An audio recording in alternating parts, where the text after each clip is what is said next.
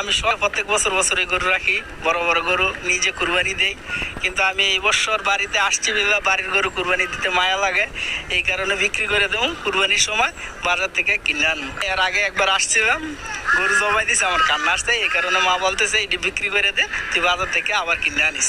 বুবা দিনে শালা গরুর সাথে আমার একটা ভালোবাসা জড়িত আছে। আসসালামু আলাইকুম দর্শক বন্ধুরা, আশা করি সকলেই ভালো আছেন। দর্শক বন্ধুরা, 2025 কুরবানি ঈদকে কেন্দ্র করে বাংলাদেশের প্রান্তিক খামারিরা যে সকল ভাইরাল গরু এবং সুন্দর সুন্দর কুরবানি গরু প্রস্তুত করেছেন সেগুলো দেখানোর উদ্দেশ্যে দর্শক বন্ধুরা আমরা প্রতিদিনই ছুটে চলেছি বাংলাদেশের এক প্রান্ত থেকে অন্য প্রান্তে। দর্শক বন্ধুরা, আজকে আমরা চলে এসেছি কুমিল্লা জেলার হোমনা থানার চান্দেরচর ইউনিয়নের রহমতপুর গ্রামের জহির ভাইয়ের খামারে। দর্শক বন্ধুরা, জহির ভাই একজন সৌদি প্রবাসী, তিনি প্রবাসী থেকে খুবই সুন্দর দুটি গরু লালন পালন করেছেন, বড় বড় দুইটি সুটানদের গরু, যেই দুইটা গরুর নাম রেখেছেন ভালোবেসে মানিক রতন।